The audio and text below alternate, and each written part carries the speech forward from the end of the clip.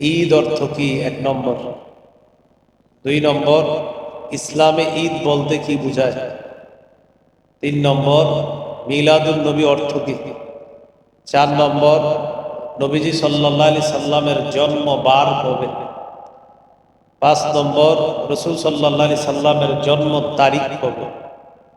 6 নম্বর, 12ই রবিউল আউয়ালকে কেন্দ্র করে যেই সমস্ত র্যালি হয়, জশ্নে জুলুস হয়, এই ঈদে মিলাদুন নবী উদযাপন কবে থেকে শুরু হলো? 7 নাম্বার, মিলাদুন নবী তথা রাসূল সাল্লাল্লাহু আলাইহি সাল্লামের জন্মের দিন নবী কোনো আমল করতেন কিনা? 8 নাম্বার, নবীজি সাল্লাল্লাহু আলাইহি সাল্লামের জন্মদিনকে কেন্দ্র করে বেদাত করা সম্পূর্ণ নিষিদ্ধ। 9 নম্বর, কিছু মানুষ প্রশ্ন করে নবী তো এরকম র্যালি করতে, জশ্নে জুলুস করতে নিষেধ করেন নাই, এটার কি জবাব? 10 নাম্বার, কিছু মানুষ বলবে বেদাত মানে যদি নতুন আবিষ্কার হয়, ফ্যান, লাইট, এগুলোও তো নতুন আবিষ্কার, তো এগুলা বন্ধ করেন না কেন, এটার কি জবাব? 11 নাম্বার, সর্বশেষ দলিল আদিল্লা কোনো কথায় না পেরে শেষ বলবে আমার আব্বা যে গত 14 বছর করছে, এটা কি ভুল, এটার কি জবাব? 12 নাম্বার, বেদাতি কাজ পরিহার করে আমাদের কি করা দরকার, সে বিষয়ে আলোচনা। এই 12টি শিরোনাম। এখন আমরা বিস্তারিত। হামিদুম মাজিদ। আল্লাহুম্মা বারিক আলা মুহাম্মাদিন ওয়া আলা আলি মুহাম্মাদ কামা বারাকতা আলা ইব্রাহিম ওয়া আলা আলি ইব্রাহিম ইন্নাকা হামিদুম মাজিদ। اللهم إني أعوذ بك من شر لساني ومن شر سمعي ومن شر بصري ومن شر مني। আলহামদুলিল্লাহ, আল্লাহ তাআলার দরবারে শুকরিয়া আদায় করছি, আল্লাহ আমাদেরকে এই সিরাত মাহফিলে অংশগ্রহণ করার তৌফিক দান করেছেন বলে আলহামদুলিল্লাহ। আমি আপনাদের সামনে সূরাতুল হাশরের 7 নম্বর আয়াতে কারীমার অংশ বিশেষ তেলাওয়াত করলাম। আয়াতে আল্লাহ তাআলা রাসূলুল্লাহ সাল্লাল্লাহু আলাইহি ওয়াসাল্লামের আদেশ এবং নিষেধাজ্ঞা মেনে নেওয়ার জন্য আমাদেরকে আদেশ করেছেন। আল্লাহ বলেন, রাসূল সাল্লাল্লাহু আলাইহি সাল্লাম তোমাদেরকে যা দেন তা গ্রহণ করো, তিনি তোমাদেরকে যা থেকে নিষেধ করেন তা থেকে তোমরা বিরত থাকো। তোমরা আল্লাহকে ভয় করো, নিশ্চয়ই আল্লাহ তাআলা কঠিন শাস্তিদাতা। নবীজি যা দেন তা গ্রহণ করা, যা থেকে নিষেধ করেন তা থেকে বিরত থাকা। অন্য আয়াতে আল্লাহ বলেন, আতিউল্লাহ ওয়া আতিউর রাসূল, আল্লাহর আনুগত্য করো, রাসূলের আনুগত্য করো। আর এক আয়াতে আল্লাহ বলেন, ওমাইয়ুতিল্লাহ ওয়ার রাসূল, যে আল্লাহর আনুগত্য করবে, রাসূল সাল্লাল্লাহু আলাইহি সাল্লামের আনুগত্য করবে, ফাউলাইকা মাআল্লাযীনা আনআমা আল্লাহু আলাইহিম মিনান নাবিয়্যিন ওয়াস-সিদ্দীকীনা ওয়াশ-শুহাদা'i ওয়াস-সালিহিন, তারা নেয়ামতপ্রাপ্ত বান্দা, নবী, সিদ্দিক, শহীদ এবং নেককারদের সাথেই তারা আখিরাতে থাকবে।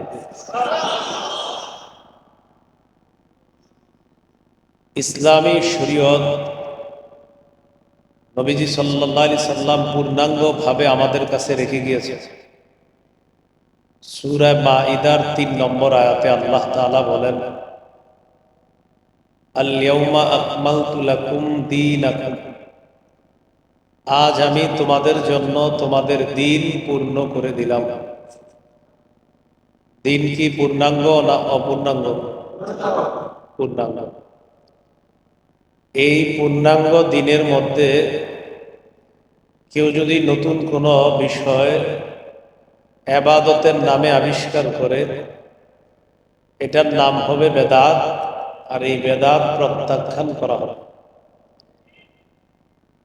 ইমাম মালিক রহমতুল্লাহ আলাইহি বলেন, মান ইবতাদা ফিল ইসলামি বিদআতান ইয়ারাহা হাসানা, কেউ যদি ইসলামের মধ্যে কোনো বেদাতি কাজ চালু করে আর এটাকে যদি সে উত্তম মনে করে, যারা আমাদের সমাজে বেদাত করে, উলামায়ে কেরাম তাদেরকে বেদাত সম্পর্কে সতর্ক করার পর তারা বলে, হুজুর এটা করলে তো ভালো লাগে, দিলের মধ্যে একটা হিট আসে, চোখে পানি আসে, মানে বেদাতি কর্মকাণ্ড করলে তার চোখে পানি আসে।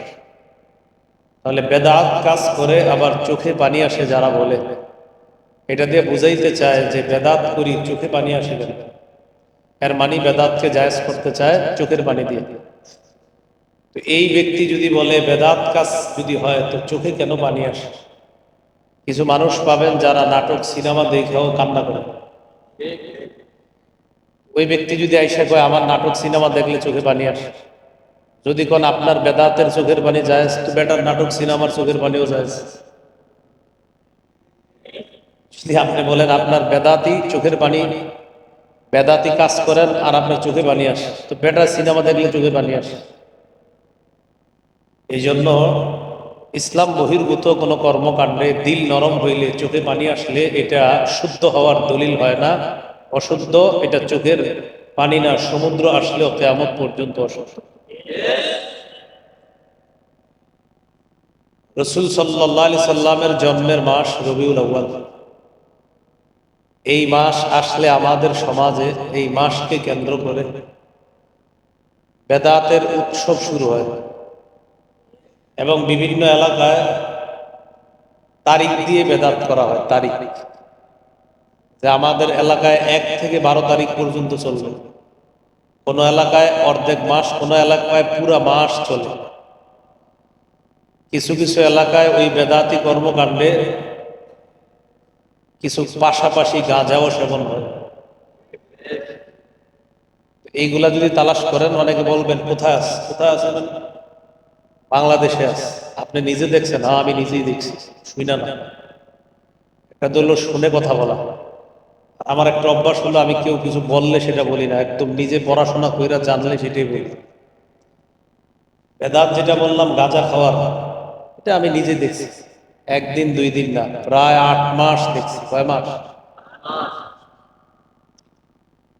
এই জন্য রবিউল আউয়াল মাস আসলে এই বেদাত নামক কর্মকাণ্ডের চিন্তা ভাবনা যারা করে, তাদের এই চিন্তা ভাবনা থেকে আমাদেরকে আল্লাহ হেফাজত করে। এখন আমরা মূল আলোচনায় যাই। 12টি কথা সংক্ষেপে মনে রাখেন। ঈদ অর্থ কি? 1 নম্বর। 2 নম্বর, ইসলামে ঈদ বলতে কি বোঝায়? 3 নম্বর, মিলাদুন নবী অর্থ কি? 4 নম্বর, নবীজি সাল্লাল্লাহু আলাইহি সাল্লামের জন্ম বার কবে? 5 নম্বর, রাসূল সাল্লাল্লাহু আলাইহি সাল্লামের জন্ম তারিখ কবে? 6 নম্বর, 12ই রবিউল আউয়ালকে কেন্দ্র করে যে সমস্ত র্যালি হয়, জশ্নে জুলুস হয়, এই ঈদে মিলাদুন নবী উদযাপন কবে থেকে শুরু হলো? 7 নম্বর, মিলাদুন নবী তথা রাসূল সাল্লাল্লাহু আলাইহি সাল্লামের জন্মের দিন নবী কোনো আমল করতেন কিনা? 8 নম্বর, নবীজি সাল্লাল্লাহু আলাইহি সাল্লামের জন্মদিনকে কেন্দ্র করে বেদাত করা সম্পূর্ণ নিষিদ্ধ। 9 নম্বর, কিছু মানুষ প্রশ্ন করে, নবী তো এরকম র্যালি করতে, জশ্নে জুলুস করতে নিষেধ করেন নাই, এটার কি জবাব? 10 নম্বর, কিছু মানুষ বলবে বেদাত মানে যদি নতুন আবিষ্কার হয়, ফ্যান, লাইট, এগুলোও তো নতুন আবিষ্কার, তো এগুলা বন্ধ করেন না কেন, এটার কি জবাব? 11 নম্বর, সর্বশেষ দলিল আদিল্লা কোনো কথায় না পেরে শেষ বলবে আমার আব্বা যে গত 14 বছর করছে, এটা কি ভুল, এটার কি জবাব? 12 নম্বর, বেদাতি কাজ পরিহার করে আমাদের কি করা দরকার সে বিষয়ে আলোচনা। এই 12টি শিরোনাম এখন আমরা বিস্তারিত শুনি।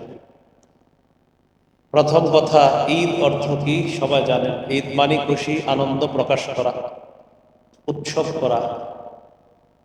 দেখেন, এখানে এমনও ব্যক্তি থাকতে পারেন যারা অতীতে কিছু ভুল করে ফেলেছেন, অথবা এখনো ওই ভুল আকীদা নিয়ে এখানে আছেন। এমন মানুষও থাকতে পারেন, থাকাটা অস্বাভাবিক না। তো আমি আপনাকে হাত জোর করে বলবো, আপনি আমার পুরো আলোচনাটা মন দিয়ে শোনেন ইনশাল্লাহ। এরপর আপনি সিদ্ধান্ত নেবেন অতীতের ভুলগুলোর উপরে থাকবেন না অতীতের ভুল ছেড়ে নেবেন।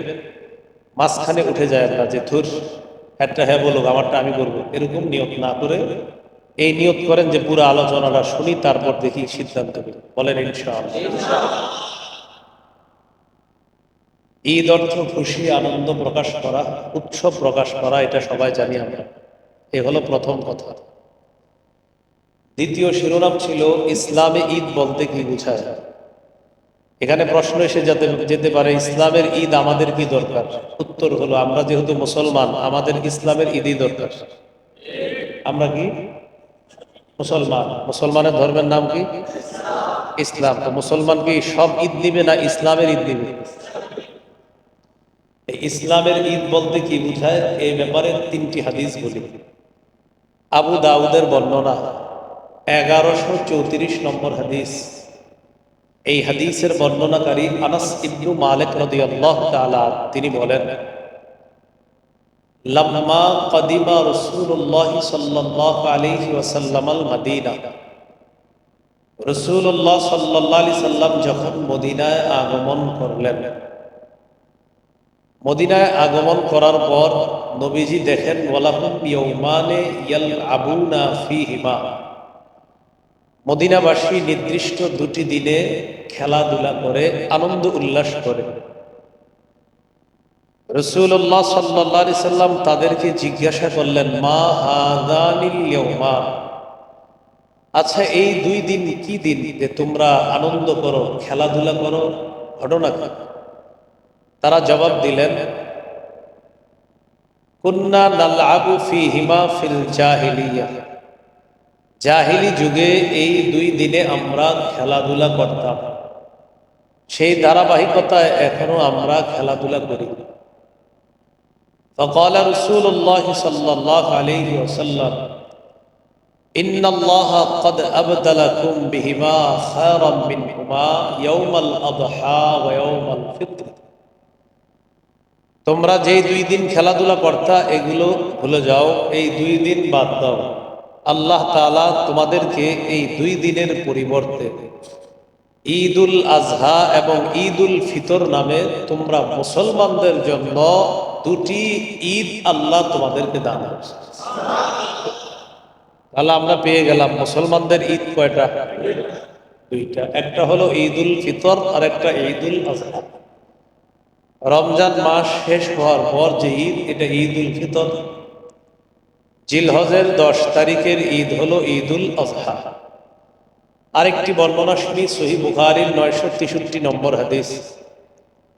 এই হাদিসের বর্ণনাকারী আব্দুল্লাহ ইবনে ওমর রাদিয়াল্লাহু তাআলা আনহুমা, তিনি বলেন, কানা রাসূলুল্লাহ সাল্লাল্লাহু আলাইহি ওয়াসাল্লাম ওয়া আবু বকর ওয়া উমর ইউসাল্লুনা আল ঈদাইনি ক্বাবলা আল খুতবাহ, রাসূলুল্লাহ সাল্লাল্লাহু আলাইহি ওয়াসাল্লাম, আবু বকর এবং আমার বাবা ওমর, এই তিনজন নবী, আবু বকর এবং ওমর, তারা সকলেই খুতবার আগে দুই ঈদের নামাজ পড়তেন।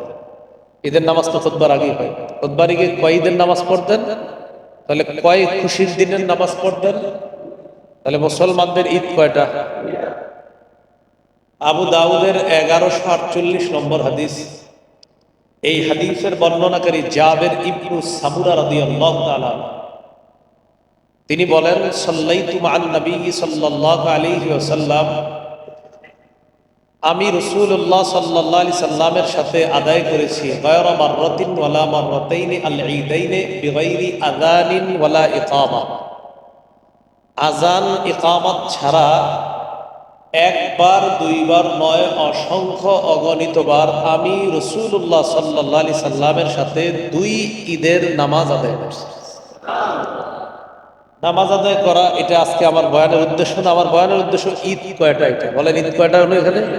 কয়েকদিন নামাজ পড়ছে নবী? কয়েকদিন নামাজ পড়ছে আবু বকর ওমর রাদিয়াল্লাহু আনহুমা? কয়েকদিন নামাজ পড়ছে নবীজি? 2 দিন দেখছে মানুষ খুশি প্রকাশ করে, ওই 2 দিনের পরিবর্তে মুসলমানদের ঈদ কয়টা বলছে? 2টা। এই হলো ইসলামের ঈদ। তো আমি বলছি মনে মনে এই কথা বললেন না যে আপনি আপনারটা বলেন, আমি অতীত থেকে আরেকটা ঈদ পালন করছি, এটা আমি করবো। আল্লাহর রাস্তায় এই মানসিকতা আইলেন না। নবী হাদিসে 2 ঈদ শিখাইয়া দিলেন, কেন আপনি আরেক ঈদ পালন করবেন? এগুলো আজকের আলোচনার 12টার মধ্যে দ্বিতীয় আলোচনা। আজকের 3 নম্বর আলোচনা, মিলাদুন নবী অর্থ কি? মিলাদ অর্থ জন্ম, আর নবী মানে মোহাম্মদ সাল্লাল্লাহু আলাইহি সাল্লাম। পুরাটা মিলাইলে মিলাদুন নবী অর্থ হয় মোহাম্মদ সাল্লাল্লাহু আলাইহি সাল্লামের জন্ম। আমাদের সমাজে মিলাদ বললে বুঝে অমুকের দাওয়াত দিয়ে ঘরে আনবো, উনি কিছুক্ষণ বিভিন্ন নিয়ম নীতি পালন করবে, এটাই মিলাদ। এটা কি বলে? বিভিন্ন ব্যানারে লেখা থাকে মিলাদ মাহফিল, মানে কি জন্ম মাহফিল।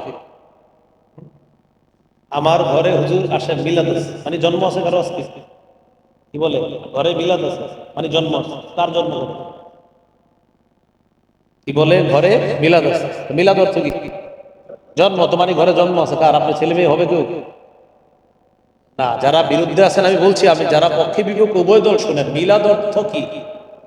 তো যখন কাউকে বলেন হুজুর বাসায় আছেন, দোয়া আছে, মিলাদ আছে, বুঝলাম দোয়া আছে, মিলাদ কি? তো আপনি বলবেন ভাই মিলাদ আছে মানে কারো জন্ম হবে নাকি আজকে করে? তো উনি যদি বলেন এটা কি বললেন, ছোটবেলা থেকে শিখে আসছে মিলাদ, আপনি বলবেন মিলাদ অর্থ তো জন্ম। আর আপনি বলেন কেউ হবেনি করে, তাহলে আমরা দাইমা টাইমা পাঠাই, দাত্রী পাঠাই। এই দাত্রী বাচ্চা প্রসবে কারে নিয়ে আসতে হয়? দাত্রী নিয়ে আসতে হয় না? তাকে পাঠাই দিই। তাহলে বলেন মিলাদ অনুষ্ঠান না দোয়া অনুষ্ঠান?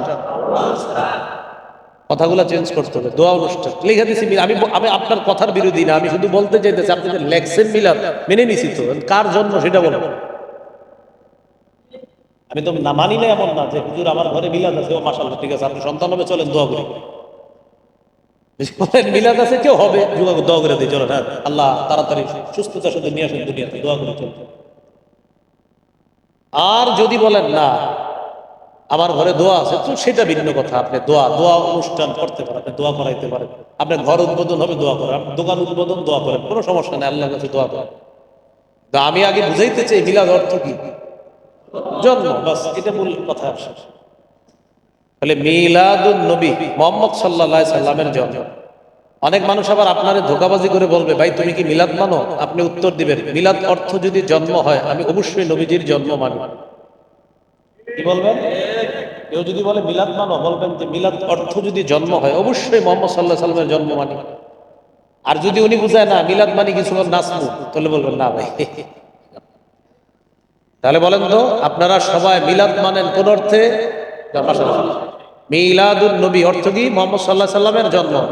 তাহলে আমারে আপনারা প্রশ্ন করেন, এবার বলেন হুজুর মিলাদ মানেন? জিজ্ঞাসা করেন, বলেন, জিজ্ঞাসা করেন। হ্যাঁ, জন্ম অর্থে মিলাদ মানি। তাহলে আপনাদেরকে আমি জিজ্ঞাসা করি, আপনারা মিলাদ মানেন?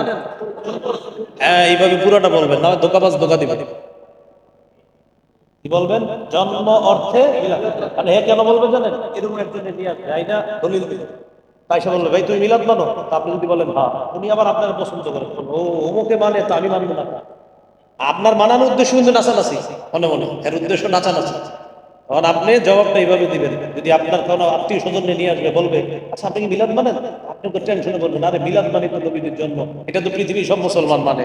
আপনি তখন বুদ্ধি করে বলবেন মিলাদ অর্থ জন্ম, জন্ম অর্থে মিলাদ, মিলাদ অর্থ জন্ম যদি হয় এটি উদ্দেশ্য, অবশ্যই আমি মিলাদ মানি।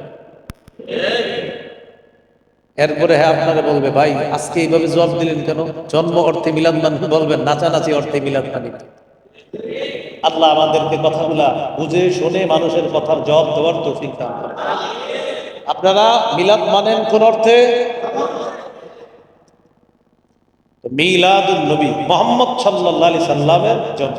এইগুলো 3 নম্বর আলোচনা। 4, নবীজি সাল্লাল্লাহু আলাইহি সাল্লামের জন্ম বার কবে? যেমন আজকে কি বার? না কথা হলো আজকে শুক্রবার, কালকে শনিবার, এরকম বার, জন্ম বারটা কবে?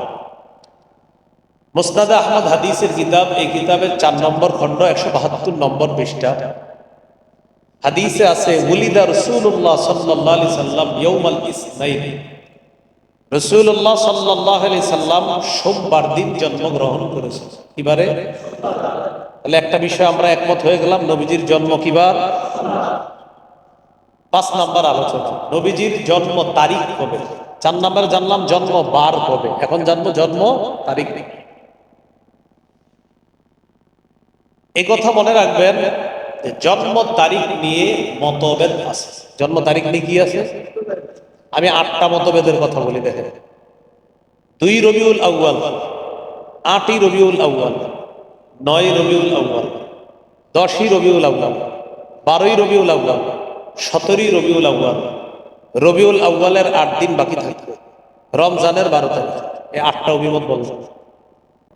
এই 8টা মত আছে নবীর জন্মের ব্যাপারে।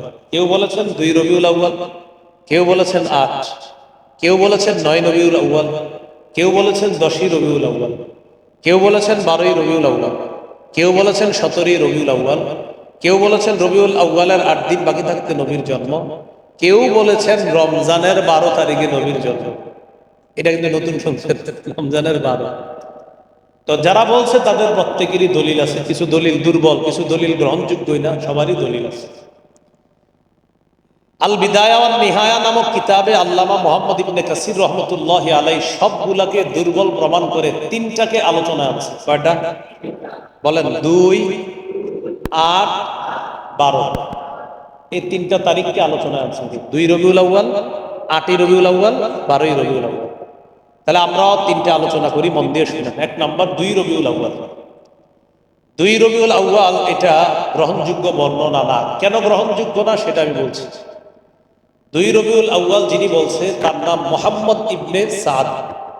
তিনি এই কথাটা বর্ণনা করেছেন তার উস্তাদ ওয়াকিদি থেকে।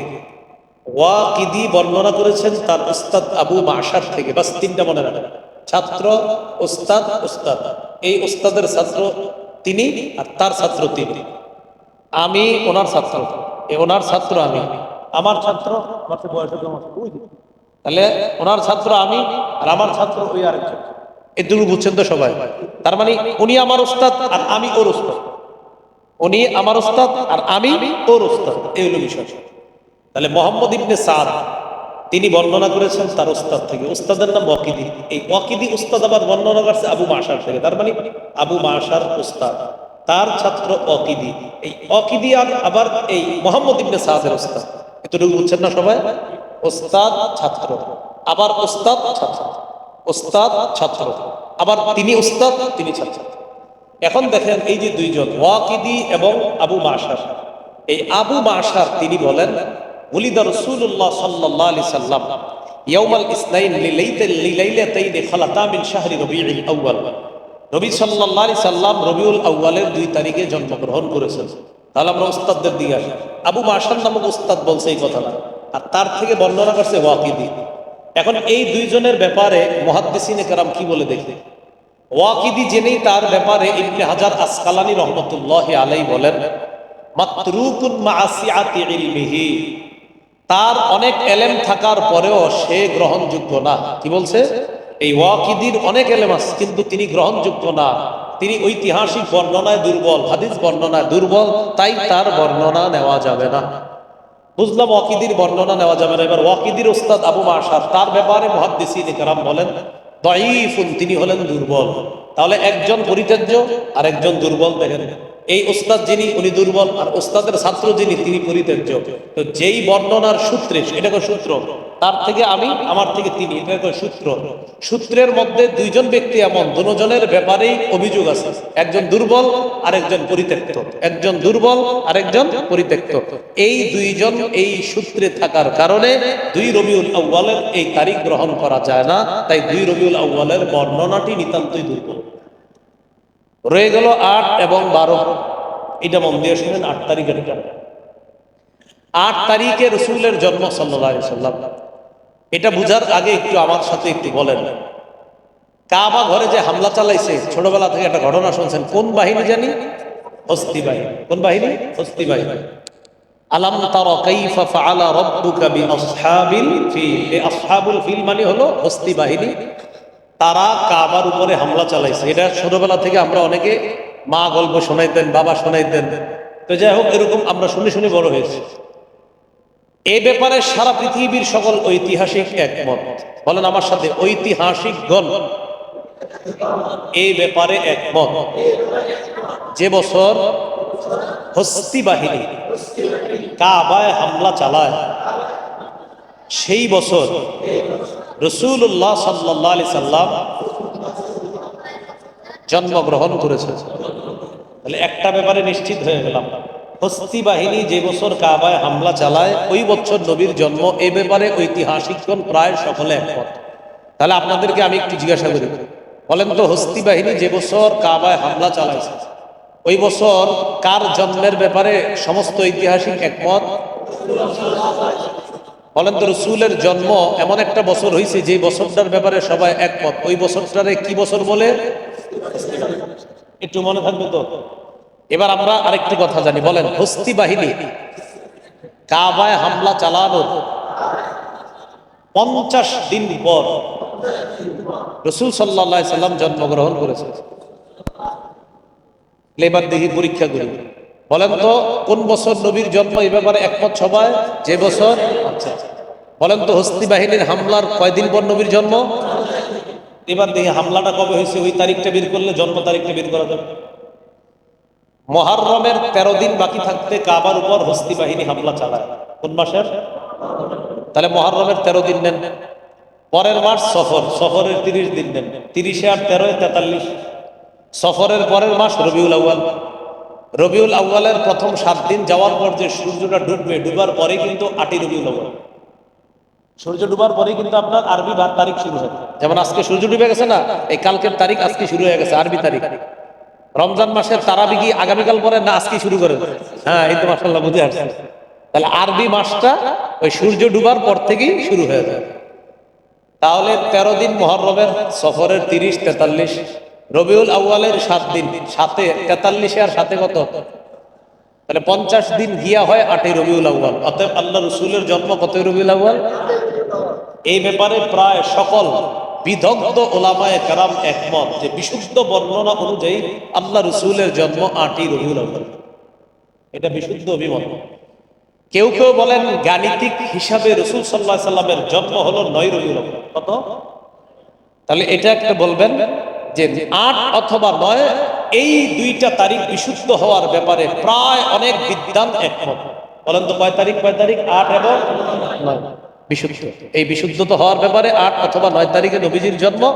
গাণিতিক হিসাবে বলে 9, আর ওই যে হস্তি বাহিনীর বছরের হিসাবে বললাম আমরা কত? 8। এই 8 অথবা 9 রাসূল সাল্লাল্লাহু আলাইহি সাল্লামের জন্ম, এটি প্রসিদ্ধ অভিমত এবং বিদগ্ধ উলামায়ে কেরাম নির্ভরযোগ্য আলেমদের অভিমত এটাই। রয়ে গেল 12ই রবিউল আউয়াল। প্রথমে একটা বাংলা শিখেন আমার সাথে, বলেন 12ই রবিউল আউয়াল নবীজির জন্ম। এই কথাটি প্রসিদ্ধ হলেও বিশুদ্ধ নয়। 8 অথবা 9 নবীজির জন্ম বিশুদ্ধ হলেও প্রসিদ্ধ নয়। 8 9 বিশুদ্ধ, প্রসিদ্ধ হয় নাই। 12 হলো প্রসিদ্ধ, বিশুদ্ধ হয় নাই। 12টা কেন প্রসিদ্ধ এটাও বলতেছি একটু পরে। যেমন কোরআনের 6666টি আয়াত, এই কথাটি প্রসিদ্ধ। কোরআনের 6236টি আয়াত, এই কথা বিশুদ্ধ। তাহলে বিশুদ্ধ আর প্রসিদ্ধ এই দুইটা বাংলা মনে রাখলে সারা জীবন চলতে অনেক সহজ হবে। আপনার অনেকে এসে বুঝাবে, এই মিয়া বুঝো এটা কিছু, এত কাপ তোমাকে তোমাকে করছে, এটা কি ভুল? আপনি বলবেন ও এটা প্রসিদ্ধ হতে পারে, বিশুদ্ধ কিনা এটা একটু হুজুরে জিজ্ঞেস করেছে। আপনার দলিল দিবে, অমুকে করছে তোমাকে করছে, ভুল, এত এত কাজ করছে মিয়া, জানো না দুনিয়া ব্যাপী এটা প্রসিদ্ধ হয়ে গেছে। আপনি বলবেন ও আচ্ছা প্রসিদ্ধ হয়ে গেছে বিষয়টা না। আরিফ বিন হাবিব আসছিল, সে বলছে প্রসিদ্ধ আর বিশুদ্ধ দুইটা আলাদা বাংলা। আচ্ছা আচ্ছা একটু থামেন, একটু মসজিদের ইমাম সাহেবের প্রতি সাহেবের কাছে যাই। যাওয়ার পরে আমি একটু জিজ্ঞাসা করে আছি, হুজুর উনি তো বলতেছে বিষয়টা প্রসিদ্ধ, তো আমি জানতে চাই এই বিষয়টা কি। তো হুজুরে আপনাকে বলে দিবে যে ওটা কি প্রসিদ্ধ না বিশুদ্ধ। তাহলে কয়টা বাংলা আমরা জানলাম? দুইটা, একটা প্রসিদ্ধ আর একটা বিশুদ্ধ। 8 9 বিশুদ্ধ, আর 12ই রবিউল আউয়াল প্রসিদ্ধ। 12ই রবিউল আউয়ালের বর্ণনা এটাও আছে, বর্ণনাটা আগে শোনেন, আমি পড়ি আপনারা শোনেন, দেখেন পুরাটা মন দিয়ে শোনেন। আন সাঈদ ইবনে মিনা আন আফফান ইবনে মুসলিম আন জাবির ইবনে আব্দুল্লাহ ওয়া আব্দুল্লাহ ইবনে আব্বাস রাদিয়াল্লাহু আনহুমা ওলিদা রাসূলুল্লাহ সাল্লাল্লাহু আলাইহি ওয়াসাল্লাম ইয়াউমাল ইসনাইন আস-সানি আশারা মিন শাহরি রবিউল আউয়াল। সাঈদ ইবনে মিনা, ওই আগের কথাটা আবার মনে রাখবেন, ওই যে উস্তাদ থেকে ছাত্র, ছাত্র থেকে উস্তাদ। সাঈদ ইবনে মিনা তিনি তার উস্তাদ আফফান ইবনে মুসলিম থেকে বর্ণনা করেন, তিনি দুই বিশুদ্ধ প্রসিদ্ধ সাহাবী জাবের এবং আব্দুল্লাহ ইবনে আব্বাস রাদিয়াল্লাহু আনহুমা থেকে বর্ণনা করেন রাসূলুল্লাহ সাল্লাল্লাহু আলাইহি সাল্লামের জন্ম 12ই রবিউল আউয়াল। কত রবিউল আউয়াল? আচ্ছা আচ্ছা, তাহলে দুইজনের নাম বলছিলাম, সাঈদ আরেকজনের নাম আরেকজনের নাম আফফান। খালি তুমি মনে রাখবে সাঈদ আরেকজনের নাম বলেন সবাই। ছাত্রের নাম সাঈদ, ওস্তাদের নাম আফফান। ছাত্র সাঈদ এবং ওস্তাদ আফফান দুজনেই নির্ভরযোগ্য বর্ণনাকারী। বলেন, প্রশ্ন হলো নির্ভরযোগ্য দুজন বর্ণনাকারী সূত্রে থাকা সত্ত্বেও 12ই রবিউল আউয়াল কেন বিশুদ্ধ নয়? এরা তো বিশুদ্ধ, বর্ণনাকারী দুজনেই বিশুদ্ধ। ছাত্র সাঈদ তিনিও বিশুদ্ধ, আবার ওস্তাদ আফফান তিনিও বিশুদ্ধ, তাহলে বর্ণনা কেন বিশুদ্ধ না? এবার আপনাদেরকে বলি কেন বিশুদ্ধ না, এটা আপনারা সহজে বুঝবেন। দেখেন, ছাত্র ওস্তাদের নাম, ওস্তাদ মারা গেছে 110 হিজরিতে। কয় হিজরিতে? ছাত্রের জন্ম 136 হিজরিতে। আবার বলি, ওস্তাদ মারা গেছে 110 হিজরিতে, ছাত্রের জন্ম 130 হিজরির পরে। আর কেউ 32 লেখছে, 36 এরকম। তাহলে ওস্তাদের মৃত্যু 110, ছাত্রের মৃত্যু প্রায় 20 বছরেরও পরে। ওস্তাদের মৃত্যু 110 আর ছাত্রের জন্ম ওস্তাদের মৃত্যুরও প্রায় 20, 22, 23 বছর, 26 বছর পর। তাহলে এরা কেমনি ছাত্র ওস্তাদ হয়েছে? আবার বুঝেন, সাঈদ নির্ভরযোগ্য, ওস্তাদও নির্ভরযোগ্য। আফফান তিনি নির্ভরযোগ্য ঠিক, কিন্তু তিনি মৃত্যুবরণ করছে 110 হিজরিতে। তিনি মৃত্যুরও প্রায় 20 বছরও অধিক সময় পর ছাত্র সাঈদের জন্ম। অতএব তারা আসলে ছাত্র ওস্তাদই না। তারা কি না? ছাত্র ওস্তাদ। তাহলে এটা কি হবে বলেন? তাদের দুইজনের মাঝে বলেন বিচ্ছিন্নতা। কেননা তারা দুজন কেউ কাউকে দেখেনি। এই জাতীয় সূত্রকে বিচ্ছিন্ন সূত্র বলে। আরবিতে বলে ইনকিতা, বাংলায় বলে বিচ্ছিন্ন, আরবিতে বলে মুনকাতি'। হাদিস শাস্ত্রের নিয়ম হলো মুনকাতি' সূত্র অথবা বিচ্ছিন্ন সূত্র দলিল হিসাবে গ্রহণযোগ্য নয়। তাহলে 12ই রবিউল আউয়াল বিশুদ্ধ, বর্ণনাকারীও বিশুদ্ধ। মজার ব্যাপার হলো দুই বর্ণনাকারী বিশুদ্ধ হওয়া সত্ত্বেও তাদের দুইজনের মাঝে সাক্ষাৎই হয় নাই। তাহলে তিনি তার থেকে কিভাবে বর্ণনা করলেন? মাঝখানে কেউ ঝামেলা করছে, এই ঝামেলার কারণেই 12ই রবিউল আউয়াল এই কথাটি প্রসিদ্ধ হলেও বিশুদ্ধ নয়। আল্লাহ জানে, আলেম ছাড়া অন্যরা বুঝছেন তো? আলহামদুলিল্লাহ, আজকে একটু বুঝলেই চলবে, পরে অবশ্যই হয়তো বুঝাইতে গেলে একটু কষ্ট হবে আপনাদের, কিন্তু এটুকু বুঝলেন এটা আলহামদুলিল্লাহ। ছাত্রদেরকে আমরা ঘন্টার পর ঘন্টা বুঝাইতে হয়, আপনারা এত সহজে বুঝছেন, আলহামদুলিল্লাহ।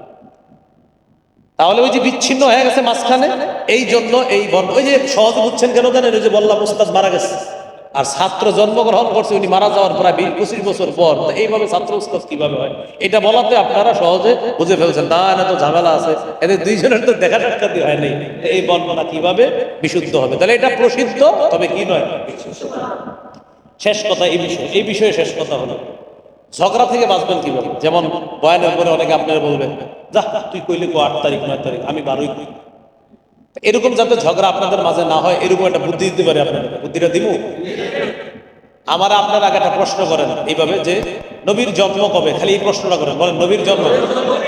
আমি উত্তর দিই 8 থেকে 12ই রবিউল আউয়ালের মাঝে যে কোনো 8 থেকে 12ই রবিউল আউয়ালের মাঝে যে কোনো একদিন নবীজি সাল্লাল্লাহু আলাইহি ওয়াসাল্লামের জন্ম, এটা নিশ্চিত।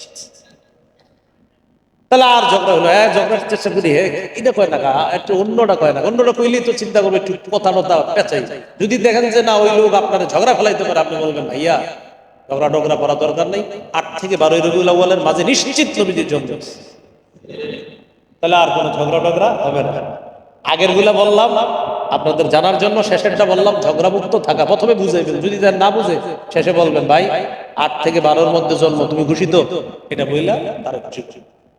এই হলো আজকের আলোচনার 5 নম্বর আলোচনা। আজকের আলোচনার গুরুত্বপূর্ণ আলোচনা 6 নম্বর শিরোনাম, 12ই রবিউল আউয়াল কেন্দ্র করে ঈদে মিলাদুন নবী কখন থেকে শুরু হলো। এখানে আপনারা কিছু বিষয় শিখে রাখতে হবে। বলেন, ইরাক দেশের মসুল শহরে বাদশাহ আবু সাঈদ মুজাফফর সর্বপ্রথম আবুল খাত্তাব ওমর ইবনে দিহিয়া নামক জনৈক আলেমের মাধ্যমে 604 হিজরিতে সর্বপ্রথম ঈদে মিলাদুন নবীর সূচনা করে। বুঝে থাকলে বলেন, নবী দুনিয়া থেকে বিদায় নেওয়ার কয়শো বছর পর্যন্ত এটা ছিল না? 604। কত? 604 হিজরিতে যেই বিষয়টা হয়েছে, নবী দুনিয়া থেকে বিদায় নেওয়ার 604 বছর পর্যন্ত যেটা ছিল না, আপনি যদি এটা পালন করেন তা আমরা আর আপনার কি বলতে পারি বলেন? আপনি বলবেন না হুজুর আপনি কইলেও না, আমি এটা করবই। তা আমি শুধু আপনার মহব্বতের সাথে এতটুকু বলি, 604 হিজরি পর্যন্ত পৃথিবীতে কেউ পালন করে না। মহব্বতের সাথে বলি আপনিও পালন করেন না। কত হিজরি? কোন দেশ? শহরের নাম মসুল, বাদশার নাম আবু সাঈদ, যে হুজুরি দিয়ে শুরু করছে তার নাম আবুল খাত্তাব। এই সাইনবোর্ড লাগবে, নাহলে এটা শুরু হবে। সাইনবোর্ড এটা লাগবে। বাদশাও বুঝছে যে টুপিদারি সাইনবোর্ড ছাড়া এই কাম শুরু করা যাবে না। এই জন্য দেখবেন এই বেদাত যারা করে এরাও মূলে একজন টুপিদারিওয়ালা রাখে। এরা না রাখবে তো এটা কি বোর্ড? 604 হিজরিতে ইরাকের মসুল শহরে বাদশাহ আবু সাঈদ মুজাফফর সর্বপ্রথম আবুল খাত্তাব ওমর ইবনে দিহিয়া এই ব্যক্তির মাধ্যমে সর্বপ্রথম ঈদে মিলাদুন নবীর প্রচলন করে। এই জন্য এইগুলো বেদাত, এগুলো আমরা করব না। বলেন ইনশাআল্লাহ। আজকের 7 নম্বর আলোচনা, গুরুত্বপূর্ণ আলোচনা। এটা শোনার আগে ওই আবুল খাত্তাব নামক যে হুজুরটার নাম বললাম, ওনার ব্যাপারে একটু শুনি। আবুল খাত্তাব যিনি শুরু করছেন, ওনার ব্যাপারে বুখারী শরীফের ব্যাখ্যা গ্রন্থ যিনি লেখছেন, ইবনে হাজার আসকালানী রহমতুল্লাহ আলাইহি, তিনি বলেন এই আবুল খাত্তাব লোকটা কাসীরুল ওয়াকিআতি ফিল আইম্মাতি ওয়াস সালাফি মিনাল উলামা, তিনি পূর্ববর্তী উলামায়ে কেরামের প্রচুর সমালোচনা করত। এই লোকটা, এই আবুল খাত্তাব, এই লোকটার আরো ভয়ঙ্কর স্বভাব ছিল, শাদীদুল কিবরি, প্রচন্ড দাম্ভিক টাইপের ছিল, অহংকারী ছিল। আর মুতাহাবিনান, দুর্বল অলস টাইপের ছিল। আরেকটা খারাপ স্বভাব ছিল খবিসুল লিসান, মুখের ভাষা ছিল খুব খারাপ। এজন্য আপনারা লক্ষ্য করে দেখবেন এই বিষয়গুলা কেন্দ্র করে আমাদের অনেক মহব্বতের মানুষ আমাদেরকে ইঙ্গিত করে লাখ লাখ শ্রোতাদের সামনে অনেক কিছু বলে, বলার পর যখন দলিল টলিল দিতে না পারে, সর্বশেষ অস্ত্র হিসাবে আমাদের দেশের বড় বড় আলেমদের নাম, আল্লামা আহমদ শফী রহমতুল্লাহ আলাইহি সহ আরো বড় বড় আলেমদের নাম নিয়ে দলিলে না পাইরা সর্বশেষ তারা গালাগালি করে। না ঠিক বলছেন, ঠিক আছে, কিন্তু আমি একটা মজার তথ্য দিই। আমি একদিন চিন্তা করলাম, আচ্ছা গালি দেয় কেন সর্বশেষ? তখন আমি খুঁজে পাইলাম এটার আবিষ্কারক যিনি ছিলেন তার স্বভাব ছিল গালি দেওয়া। তাই বংশ পরম্পরায় উত্তরাধিকার সূত্রে তারাও গালি দেয়। ওই যে শুরুতে গালি সূত্র, ওই যে প্রথমে এটা আবিষ্কারক যিনি, ওই হযরত খালি গালি দিত আলেমদেরকে, উনি আলেমদেরকে প্রচন্ড গালি দিত। এই জন্য দেখবেন আমরা যারা কথা বলি তখন দেখবেন আমাদেরকে একটা শব্দ বলে ওয়াহাবি, এগুলা বইলা তখন সর্বশেষ কি বলে গালি দেয়। তো আপনারা টেনশনে পড়ে যান মাঝে মাঝে, ছি ছি এত বড় একটা গালি দিল, আজকে থেকে আর টেনশন করেন না, ওনাদের গুরুজি যিনি তিনি গালি দিতেন, এই জন্য তারা গালি দেয়। আমি কিন্তু কর্কশ ভাষায় বলি না, আমি সুন্দরভাবে বলছি, গুরুজি কি দিতেন? এটা ইতিহাসের কিতাবে আছে, ভুলে দেখেন। গুরুজি গালি দিতেন, তাই তারা গালি দিলে এখন আর আশ্চর্য হই না। প্রথমে আশ্চর্য হয়েছিলাম যে গালি দেয়, তো পরে যখন ইতিহাস পাইলাম, আমি আলেমদেরকে বলছি, ওলামায়ে কেরামদেরকে বলছি, হযরত আপনারা কষ্ট নিয়েন না। কেন? আমি বলি, এটা তো উত্তরাধিকার, বংশ পরম্পরা গালি, এটা আপনি টেনশন নিয়েন না। হ্যাঁ, এটা ওই যে প্রথমে যিনি করছে তিনি গালি দিতেন, তাই তারাও গালি দেয়। তাহলে আমরা দলিল দিব না গালি দিব? দলিল। আমরা দলিলে না গালিতে? দলিলে। এসব দলিল না পারলে সর্বশেষ গালি। বলবে এই করবো সেই করবো, ভাড়ায় ফেলবো, এমন করে হলে আপনি বলবেন, আপনাদের সামনে বললে বলবেন হুজুর সব ঠিক আছে, দলিল দেন। আপনি এগুলা যে করেন দলিল দেন, শেষে একটা দলিল দেয়, নবী প্রেমে দলিল লাগে না। কি দলিল দেয়? এটা হলো আরেকটা, এটা এদের মূল দলিল, নবী প্রেমে কি লাগে না। এই জন্য সমাজে অনেক লোকরে আপনি দাওয়াত দিবেন, ভাই নামাজে চল, যান। আপনারা বলবেন যান, একদিন দুই দিন তিন দিন বলে, ভাই চলেন না, আল্লাহরে মহব্বত করেন না, রসুলকে মহব্বত করেন না, চলেন নামাজে। তখন উনি একটা জব দেয়, হয়তো আপনাদের এলাকায় পাবেন এমন লোক, এই মিয়া নবী প্রেম তোমার মাঝে বেশি আছে, নামাজ রোজা না পড়লো রসুলের প্রেম আছে ভিতরে। এখন হাদিস কি বলে দেখি। সহিহ মুসলিমের বর্ণনা, এক ব্যক্তি এক সাহাবী রাসূল সাল্লাল্লাহু আলাইহি সাল্লামের খেদমত করছে। খেদমত করার পর রাসূল সাল্লাল্লাহু আলাইহি সাল্লাম বললেন, সাল, তুমি কিছু চাও, যা চাইবা তাই পাবা। ওই সাহাবী বুদ্ধি করে বললেন, ইন্নী আসআলুকা মুরাফাকাতাকা ফিল জান্নাহ। তিনি বললেন, ইয়া রাসূলুল্লাহ, আমি জান্নাতে আপনার সাথী হতে চাই। কি পরিমাণ বুদ্ধি চিন্তা করছেন। আমাদেরকে যদি এই যুগে জিজ্ঞাসা করতেন, হুজুর কিছু চান, আমি তো হুজুর মানুষ না, আমি মনে করতাম 10 তলা বাড়ি হইলে সুন্দর। সাহাবী বুদ্ধি করে বললেন, আমি জান্নাতে আপনার পাশে থাকতে চাই। নবীজি অবাক হয়ে প্রশ্ন করলেন, গায়রা যালিকা, অন্য কিছু চাও না? অন্য কিছু চাই না, এটাই চাই, আমি জান্নাতে আপনার পাশে থাকতে চাই। তারা আখিরাত চিন্তা। নবীজি আমল শিখাইয়া দিলেন, ওই আমল সবাই করবো তো ইনশাআল্লাহ। তিনি বললেন, আইন্নি আলা নাফসিকা বিকাসরাতিস সুজুদ। বেশি বেশি নামাজ পড়বা, রুকু করবা, সেজদা করবা। যত নামাজ, যত রুকু, যত সেজদা করবা, জান্নাতে আমার তত কাছাকাছি থাকতে পারবে। এ কয় নামাজ না পড়লেও প্রেম আছে, নবী কয় নামাজ ধরলে প্রেম আছে। তাহলে নামাজ ছেড়ে নবী প্রেম না নামাজ ধরে নবী প্রেম? চিন্তা করছেন কিভাবে ধোকাটা দেয়? আপনি বলবেন, চান্দু নামাজ ছাইরা নবী প্রেম হয় না। বলবে কিভাবে? বলবেন নবী হাদিসে বলছে, জান্নাতে আমার কাছে থাকতে চাও, আল্লাহ কোরআনে বলছে, উসজুদ ওয়াক্তারিব, সিজদা করো আমার কাছাকাছি আসো, সিজদা করো কাছাকাছি আসো। দুইটা বাংলা আমার সাথে বলেন, বলেন আল্লাহর কাছাকাছি হওয়ার সর্বশ্রেষ্ঠ উপায় নামাজ। নবীর কাছে থাকার, জান্নাতে নবীর কাছাকাছি থাকার সর্বশ্রেষ্ঠ উপায় নামাজ। তাহলে বলেন তো, আল্লাহ পাওয়ার সর্বশ্রেষ্ঠ উপায় কি? জান্নাতে নবীর কাছাকাছি থাকার সর্বশ্রেষ্ঠ উপায়। তাহলে নামাজ ছেড়ে আল্লাহ প্রেম না নামাজ ধরে? নামাজ ছেড়ে নবী প্রেম না নামাজ ধরে নবী প্রেম? আল্লাহ কথাগুলো বুঝে শুনে অন্যদেরকেও যেন আমরা বুঝাতে পারি, আল্লাহ তৌফিক দান।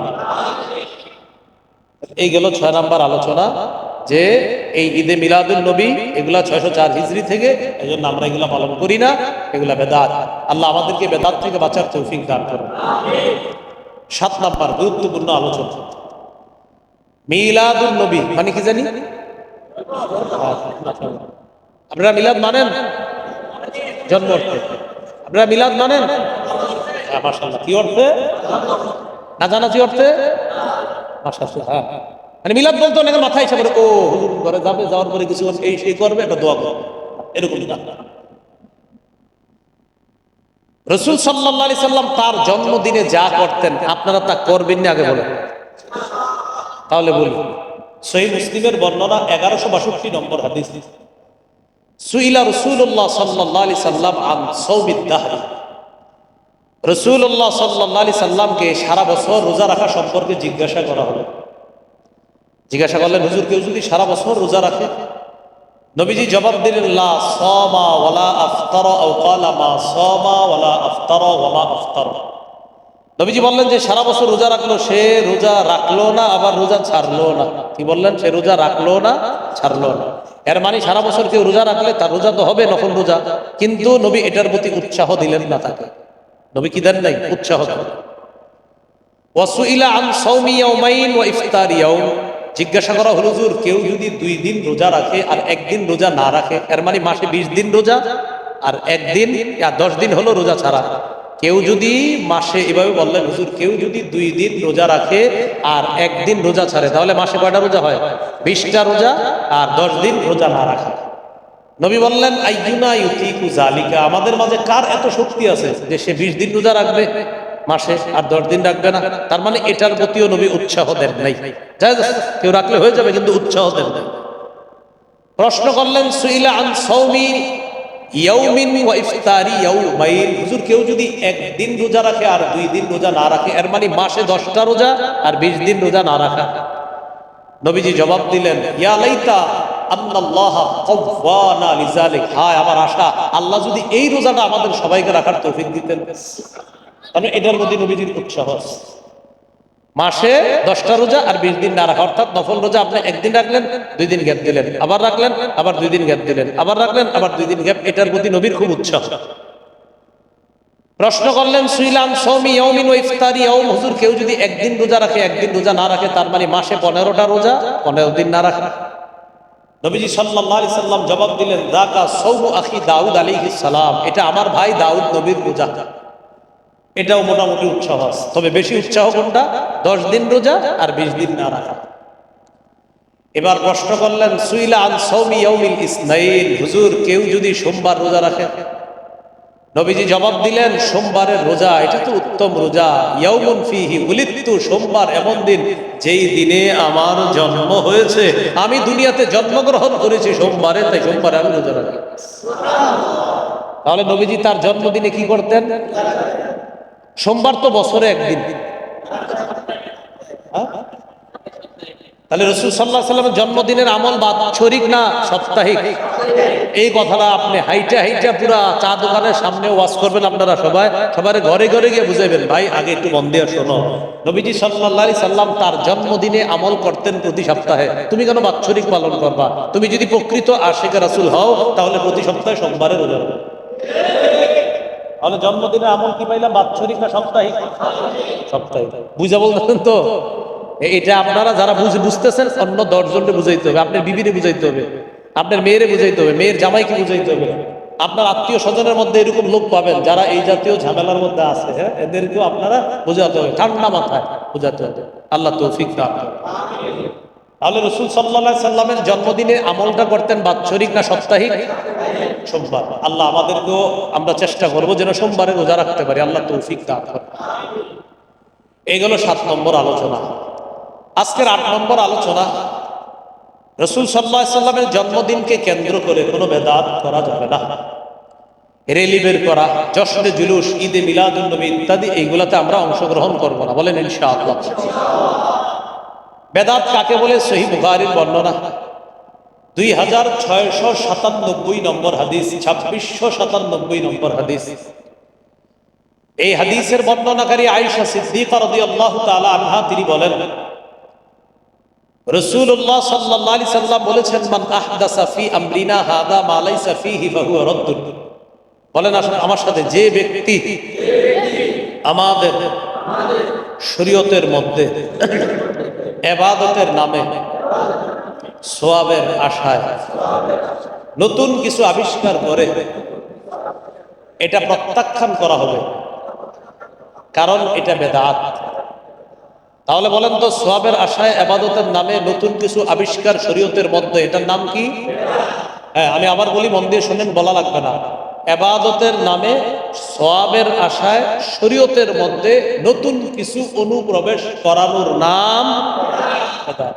আবার বলি, মন দিয়ে শুনেন, ইবাদতের নামে সওয়াবের আশায় শরীয়তের মধ্যে নতুন কিছু করার নাম এই বেদাত। আমরা করবো না, বলেন ইনশাআল্লাহ।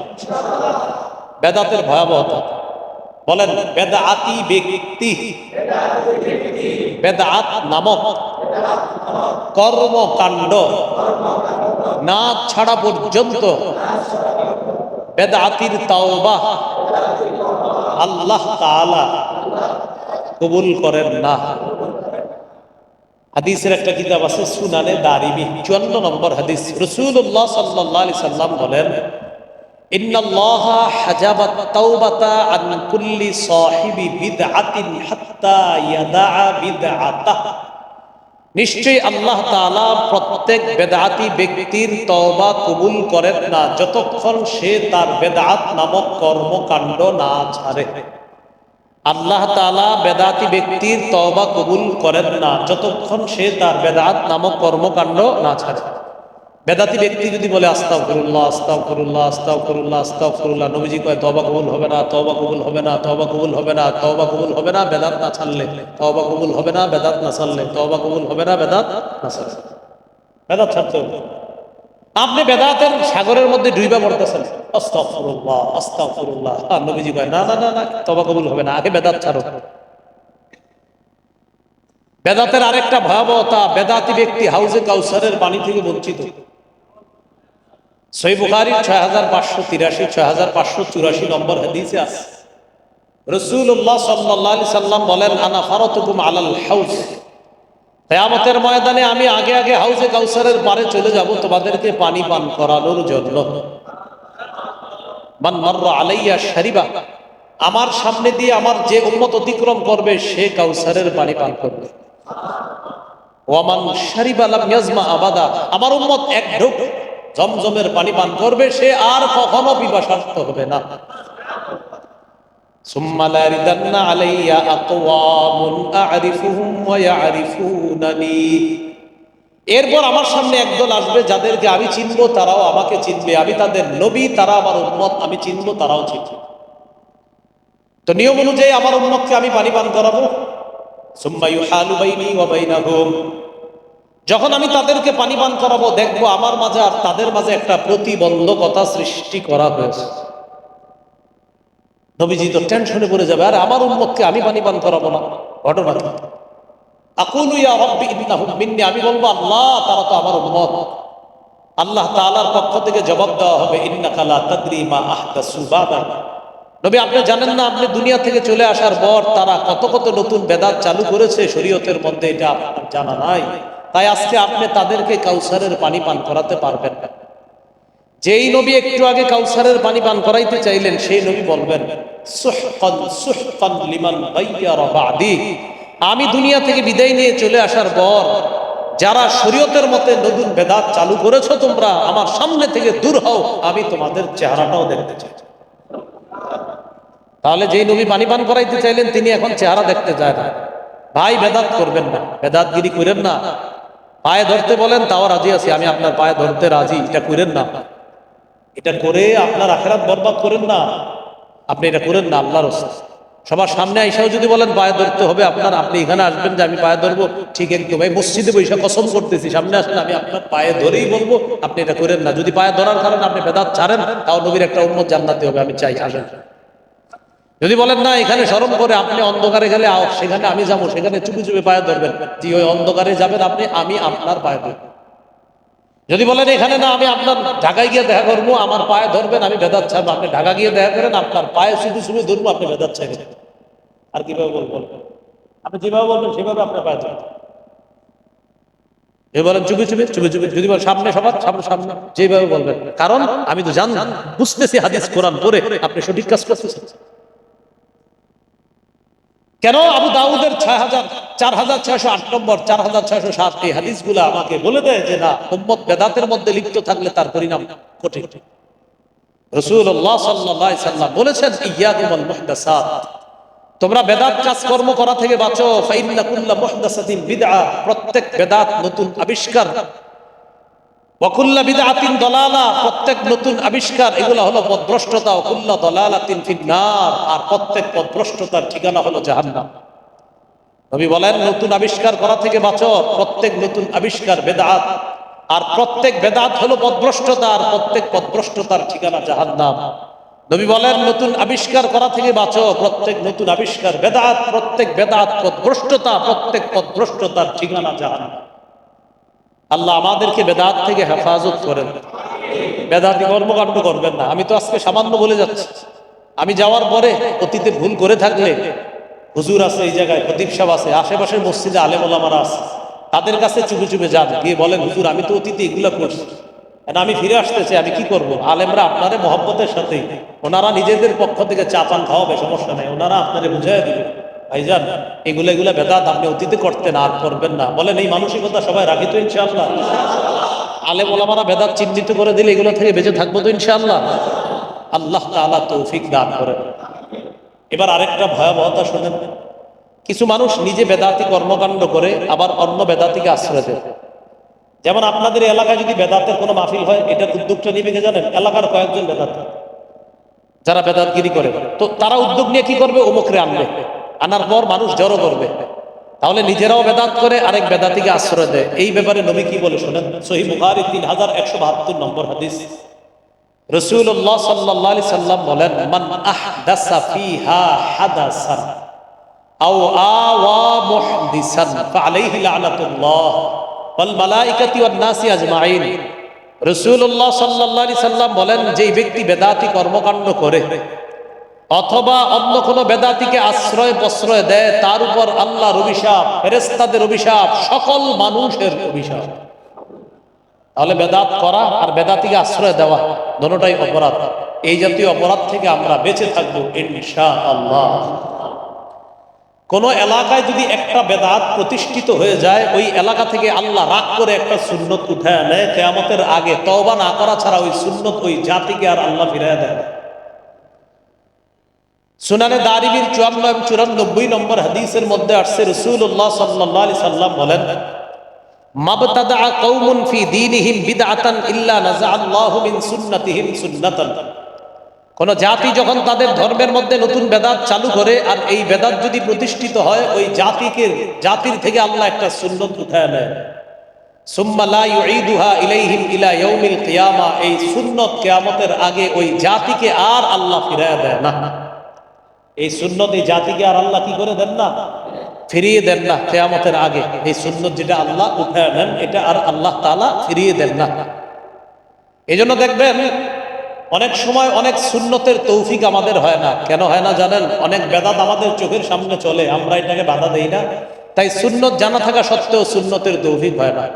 মসজিদের দরজায় লেখা, মসজিদে প্রবেশের দোয়া, আল্লাহুম্মা ফতাহলি আবওয়াবা রাহমাতিক, এটা লেখা আছে, এরপরেও মুসল্লি লেখাটা পড়ে না।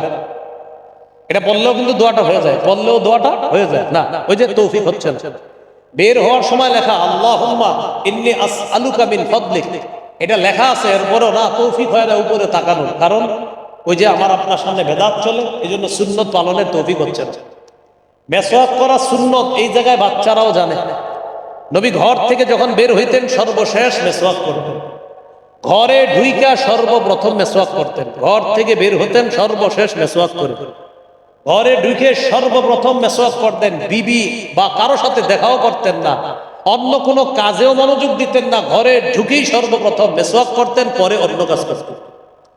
নবীজি সাল্লাল্লাহু আলাইহি সাল্লাম বলেন, জিবরিল আমিন আমাকে এত বেশি মেসওয়াক করতে বলছে, আমি টেনশনে পড়ে গেলাম, না জানি আমার দাঁতগুলা ভেঙে যায় কিনা, এই টেনশনে আমি পড়ে গেলাম। এই কথা বলার পর রাসূল সাল্লাল্লাহু আলাইহি সাল্লামের হাদিস জানলাম, মেসওয়াক করা সুন্নত। মেসওয়াক করা সুন্নত এটা জানি সবাই, কিন্তু আজকে এশার নামাজের আগে কয়জন মেসওয়াক করছেন? হাত তোলার প্রয়োজন নাই, কারণ হাত তুললে সংখ্যা কমই হবে, এটা নিশ্চিত আমি। কিন্তু সবাই জানি কথাটা, কিন্তু সবাই জানে, কিন্তু ওই যে তৌফিক হচ্ছে না। কি হচ্ছে না?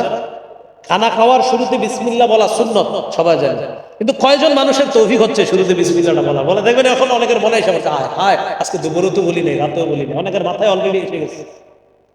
তাহলে বিসমিল্লাহ বলা সুন্নত সবাই জানি, তৌফিক হচ্ছে না। খানার শেষে আলহামদুলিল্লাহিল্লাযী আত'আমানা ওয়া সাকানা ওয়া জাআলানা মুসলিমিনা ওয়া ফি রিওয়ায়া মিনাল মুসলিমিনা, সবাই জানে। কিন্তু জানার পরে যে মাত্র বললাম, এখন আপনাদের অনেকের মাথায় আসছে, হায় আমিও তো জানি, আজকে দুপুরেও বলি নাই, রাতেও বলি নাই, সকালেও বলি নাই। বলতে চাইলাম প্রিয় ভাইয়ারা, আমার আপনার চোখের সামনে বেদাত হয় তাই বাধা দেই না, তাই আল্লাহ তাআলা রাগ করে সুন্নত আদায়ের তৌফিক দেয় না। এই জন্য কোনো এলাকায় বেদাত প্রতিষ্ঠিত হলে এলাকার সবাই মিলে সামাজিকভাবে এই বেদাত উঠিয়ে দিতে হবে। এটার সূচনা হয় প্রথমে একজন সালাটালা গায়ে দিয়ে এসে এলাকায় ঘুরার পর হের আশেপাশে 2-3 জন ঘুরে। তা আপনি যদি জিজ্ঞাসা করেন, এই বিয়ানে কি হয়েছে, বুঝুন না, এর ভিতরে অনেক কিছু আছে, সালাওয়ালার ভিতরে অথবা একটা লাল কাপড় টাপড় ঘুরে ঘুরে একদম নর্মাল পোশাক, কোনো মতে আর কি লজ্জাস্থানটা ঢাকে, তো আপনি পাশে ঘুরে হের পাশে ঘুরে ঘুরে লেগে আয় কি জিনিস যে আছে বুঝো না, কি যে আছে এটা কিন্তু মোটামুটি ভালোভাবে তাকাইলে বুঝে যেতেছে, এরপরে বলতেছে কি যে আছে এটা তো বুঝলো না। এই 2-3 জন আস্তে আস্তে 10-12 জন 20 জন হঠাৎ দেখবেন খানকা হয়ে গেছে, শুরু হয়ে গেল। হঠাৎ কিছুদিন পরে জানবেন কি এটা কার মাজার, ল্যাংটা ল্যাংটা আরে ঘটনা কি। পরে কিছুদিন পরে আবার শুনবেন পাশে আরেকটা, কার এটা, কয় যে হ্যাঁ এটা কুত্তা পালতো কুত্তা। অর্থাৎ আমি বলছি না যে এরকম হয়েছে, হয়ে যায় এরকম। মানে আজীব এক কারামত। আসছে আইসা কোনো মতে ঘুরছে এলাকায়, ওই 4-5 জন ঘুরছে, পরে লাখ লাখ হয়ে গেছে, হ্যাঁ এখন পীর, রোজাও নাই নামাজও নাই, পীর হয়ে গেছে। এইভাবে বন্ড পীরদের সূচনাটা এইভাবে। হক্কানি আল্লাহওয়ালা যারা আছে তাদের কাছে, এই যে দেওনার হযরত এদের কাছে, ওনাদের কাছে যাবে, ওনারা আপনারা বলবে না ভাই আমার এনে আসো, আসার পর ওটা করতে হবে ওটা, ওনারা দেখবেন ওনারা কথা বললে আপনি বুঝবেন ওনারা কোন লাইনের কথা বলবেন।